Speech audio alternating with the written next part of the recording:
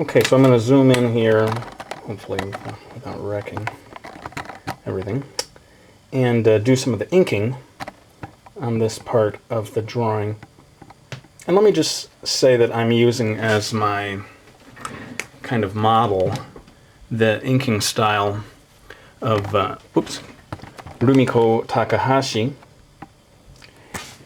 And before I get any further, I'll say that this is the Micron Pigma 08, although you can't really see the 08 on this one, it's been rubbed away. And let me just get in here and start doing some of the inking. With Rumiko Takahashi, excuse me, the line work is quite spare. You know, you're not doing loads of cross-hatching normally. She has a great way of keeping things simple. And I think I could learn a lot from her. In fact, I'm already starting to kind of gear up for my next manga project.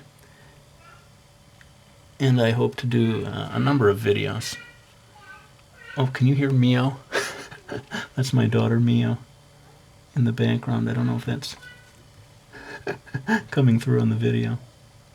Anyway, for my next project, I want to keep things simple, or at least simpler than I have done in Miki Falls.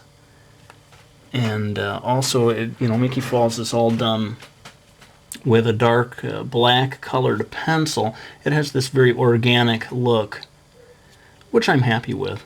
But for my next project, I want to try doing an inked project, a more sort of traditional approach that most manga, pretty much every manga uses ink rather than black colored pencil.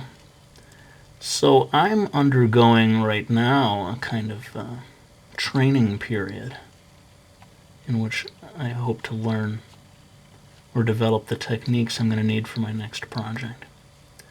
The inking techniques, and even the way that I draw the characters is probably going to be at least a little different, maybe very different from the techniques that I used in Miki Falls.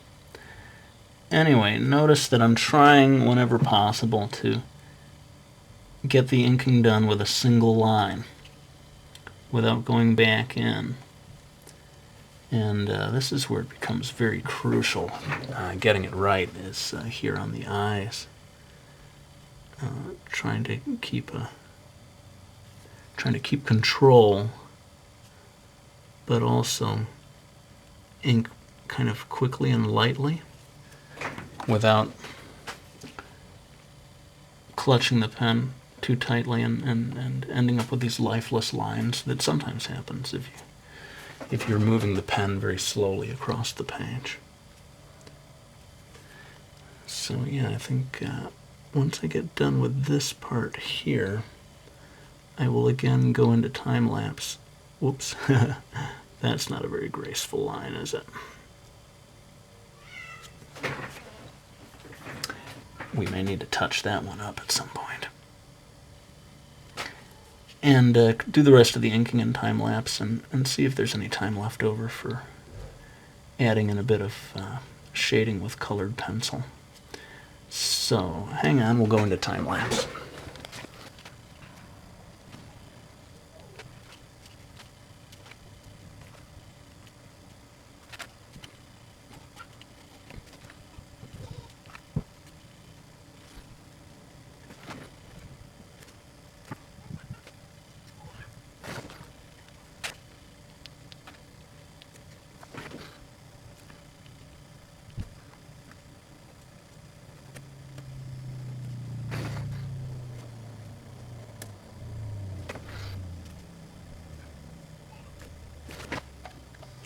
Okay, well, I think I've spent a lot of time talking on this, so I'm a little worried I'm going to run out of time.